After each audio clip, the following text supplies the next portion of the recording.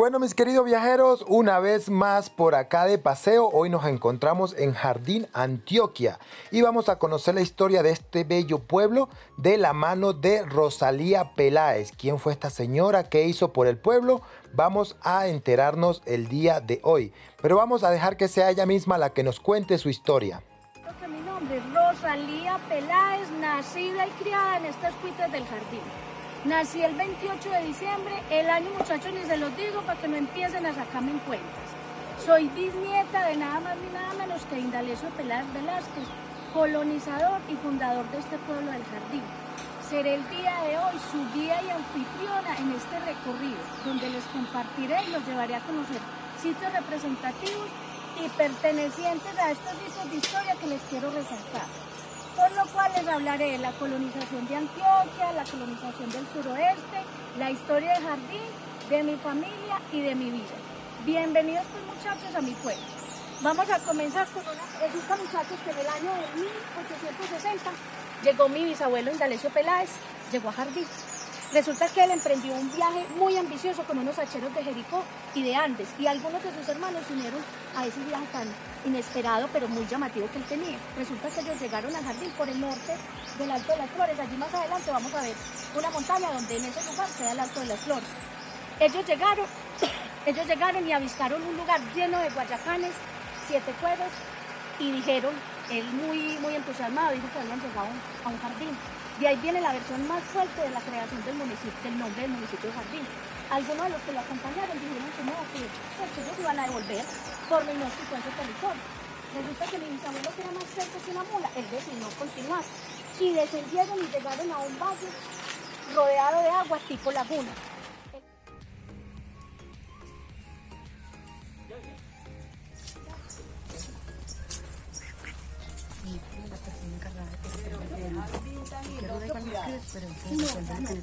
Yo ya no cuido mi jardín, les voy a contar entonces. Resulta que yo vivía acá, ya en este momento no vivo en esta casa.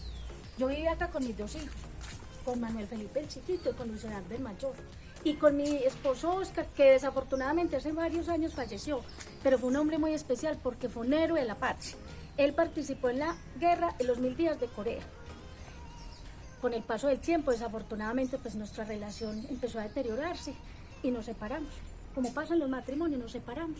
Lo que dio paso a que todo lo que enseguida les voy a contar que había en este lugar, me lo tuve que llevar para el pueblo. Resulta que Jaime fue mi compinche, Jaime fue el que cogió mis porotos y me llevó hasta el pueblo con todo el trasteo. Ahora sí, bienvenidos muchachos a mi casa. Permiso. Bueno, les voy a empezar contando, muchachos. Resulta que yo empecé, de un momento a otro, empecé a recolectar antigüedades. A mí me entró como las ganas de empezar a recolectar antigüedades de las casas viejas de Jardín que empezaron a tener remodelaciones, entonces yo empecé a traer a esta casa rejas, puertas, candados, o sea, cuánta cosa les sobraba a ellos, yo la empecé a traer a mi casa. Resulta que empezó a sonar tanto en el pueblo que la gente ya venía hasta acá, yo ni siquiera tenía que salir a conseguirla.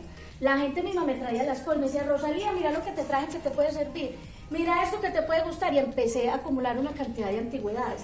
En este espacio en particular tuve un lugar muy especial que está en mis afectos, que fue un espacio en honor a mi querido amigo Manuel Mejía Vallejo. Resulta que yo ahí coloqué algunas de sus fotos, de sus manuscritos. También acá tuve una cantidad de libros porque soy una ferviente amante a la literatura y a la poesía en especial. Y tenía un tesoro muy grande que toda la vida lo he querido, que de hecho se lo regalé a una íntima amiga que fue mi primera silla de montar. No sé si ustedes saben cómo eran las sillas de montar antiguamente. ¿Cómo montamos las mujeres hace como 30 años? De ladito. Exactamente, montábamos de lado. Entonces, yo fui la primera mujer en mi rebeldía. Yo he sido una mujer rebelde. Fui la primera mujer que llegó al pueblo con unos hombres prestantes a caballo. Ya ustedes se podrán imaginar las habladurías de la gente, ¿cierto?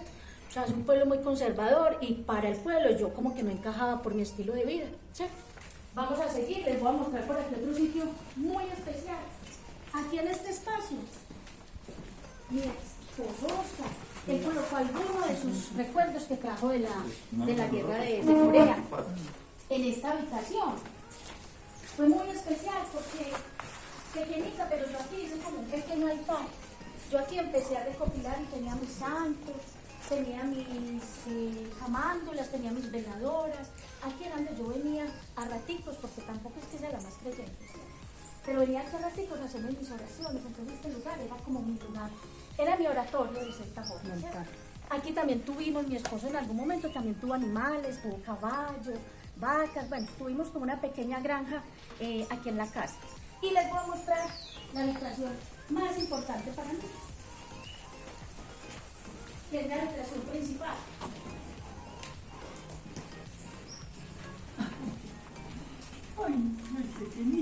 Esta era mi habitación principal. Les voy a contar algo, muchachos, aquí en y no vayan a creer que es que yo estoy loca, pero yo soy convencida que por mis venas corre sangre gitana.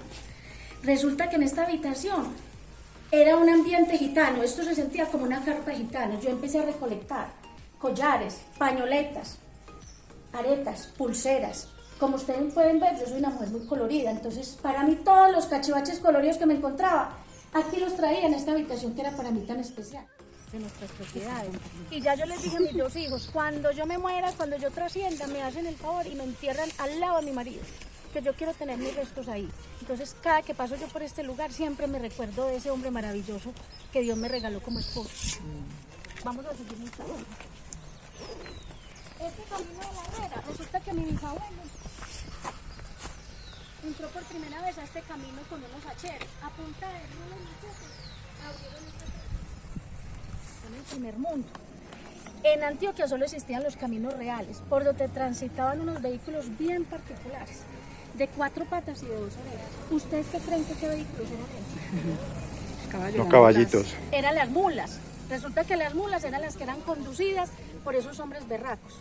Y la historia le atribuyó a los arrieros una gran importancia en el proceso de la creación de todas estas tierras montañeras. Les voy a contar una frase que a mí me gusta mucho y dice así: un arriero y una mula hicieron la grandeza de Antioquia, ellos fueron héroes. Es una frase que hace honor a la hermosa labor de los preparados. Empezaron a echar rula y machete, a abrir brecha en este camino de la red. Resulta que él se fue para el municipio de Andes, donde él se encontraba en ese momento con su familia provisionalmente. Regresó 2 años más tarde, o sea, en el año 1860. Él llegó y habló con Anito Orozco y le dijo: ¿viste, Anito, por qué no me vende las tierras de este territorio? Es que yo me quiero asentar en este pueblo con mi familia. Resulta que Anito obviamente aceptó y le vendió todas las tierras a mi bisabuelo Indalecio. Resulta que él con sus hacheros empezó a construir y a levantar su casa de tapia de areca, casa que la llamó Hacienda El Jardín. Ahí es donde viene la segunda versión, no tan fuerte como la primera que les conté, pero se dice que también es posible que ese fue el motivo en que se le diera el nombre al municipio de Jardín. Él ahí vivió con mi bisabuela, con su esposa Clara Rojas y 12 hijos. 12 hijos reconocidos. Vaya usted a saber cuántos hijos más tendría mi bisabuelo, porque bien lindo que era y bien perrunchito. Entonces se dice que tuvo muchísimos más hijos aparte de esos 12 reconocidos. Resulta que esa hacienda la estableció donde ustedes ven al fondo, esa estructura como amarilla, es la hacienda Balandú. Ahí fue donde él hizo su primera casa. Se dice entonces que este camino es el más antiguo del pueblo, por el cual dio entrada a que se empezaran a comunicar entre los pueblos, los municipios de Río Sucio, de Andes y de Castro. Para resumirles, resulta que este camino La Herrera fue hecho con piedra del río Tapartó. El río Tapartó está entre los límites del municipio de Andes y de Jardín. Mide aproximadamente 300 metros de longitud y es considerado como interés patrimonial. Gracias a todos estos caminos, el desarrollo social, la cultura y los adelantos tecnológicos pudieron llegar a pueblos como este. Ahora sí, muchachos, el acontecimiento se dejó a todo el pueblo paralizado. Resulta que la guerrilla revolucionaria, o sea, la chusma, como se le dice, ellos entraron por la trocha de Río Sucio, intimidando a todo el pueblo, y en especial pasaron por esta calle. Pero en ese momento jugó un papel muy importante el estanquillero. Ustedes no se imaginan la destreza y la inteligencia de ese hombre. Resulta que él empezó a sacar todo el trago. Él empezó a sacar todo ese trago en medio del pánico que tenía de ver todos los guerrilleros. Y resulta que la guerrilla, sin darse cuenta, se empezó a emborrachar. Empezaron a tomar y a tomar, lo que dio paso a que se formara un ejército, el cual los aumentó. O sea que mijitos y mijas vinieron por lana y se fueron emborrachados. Aprovechando que estamos en este lugar que es de mucha historia, les cuento algo de la Casa de los Dulces. Es uno de los lugares más tradicionales, digámoslo, un referente de la culinaria y el emprendimiento y la berraquera de las mujeres jardineñas. Este negocio que es familiar fue fundado en el año de 1965 por una señora campesina que se llama Ana María. Resulta que ella en su vereda ella vendía jaleas, ella empezó a vender jaleas negras y jaleas blancas y empezó como a generar ingresos de esa forma. Resulta que uno de sus hijos con los años, él decidió irse para Medellín a estudiar gastronomía. Y en ese estudiar de él empezó a interesarse por el tema de la repostería y de los dulces. Y empezó a traer muy en especial gente de Medellín que empezó a conocer este lugar.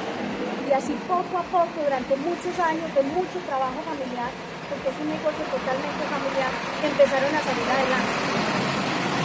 Algo que es muy bonito de resaltar es que Doña Mariela recibió el primer premio de Antojo Social.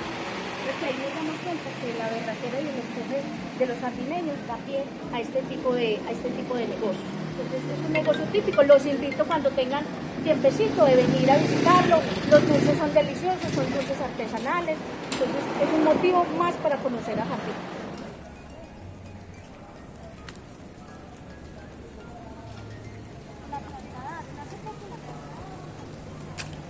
Antes estaba acá en el parque, pero ya la trasladaron. ¿Qué trasladaron? El busto de Simón Bolívar. ¿Dónde están los caballos? Bueno, pues muchachos, venga, nos pegamos por aquí una sentadita que está así. Allí, se ve bueno.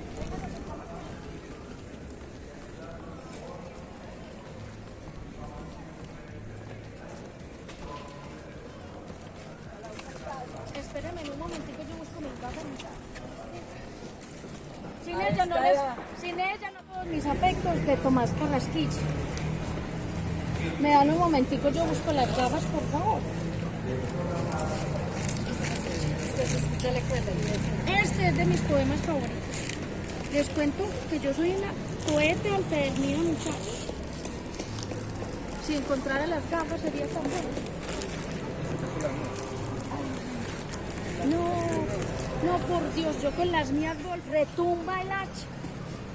El monte cruje, los pájaros espantados vuelan las astillas, bailan las altaneras espesuras, cabecean las ingentes copas y a un remecerse pavoroso se van a tierra, cúpulas de tantos siglos se elevaron, como cayeron los fuertes. Repercute el hurra tronador de los hacheros. Por el boquete abierto surgen las crestas de la cordillera occidental. Se divisan las fortalezas apocalípticas de los farallones del Citará. Y allá abajo, a trechos y a trayectos, blanco reverberante se deja ver el río misterioso. Tomás Carrasquilla. Uno de mis poemas favoritos. Se desató la fiebre colonizadora. De un momento a otro se desató la fiebre colonizadora. Y cantidad de tropillas de hombres berracos y valientes empezaron a trepar a las cordilleras. Se metieron a las selvas y empezaron a inundar los caminos y a hacer brecha, con el fin de empezar a colonizar los pueblos. Ellos no querían que pasara lo mismo que pasó cuando llegaron los españoles, que dejaron un territorio a punta de lanza, de escudo y de guerra. Ellos lo forjaron a punta de hacha y fue que salieron adelante pueblos como este. Ahí podemos ver la importancia de nuestros campesinos y de nuestros hombres berracos que hicieron posible la fundación de pueblos como este. No podemos dejar a un lado, muchachos, la importancia de personas que tuvieron que ver y hicieron un papel muy importante en la fundación de este pueblo. ¿Se acuerdan del padrecito que confesaba mi bisabuela? ¿Cómo es que se llamaba el padrecito? José María Gómez, exactamente. Resulta que el padrecito José María Gómez fue el que creó y el que hizo los planos de este municipio en el terreno que donó mi bisabuelo, que es aquí a la izquierda, donde ustedes ven esa estructura verde. Esa es la alcaldía del municipio. Él donó todo este terreno.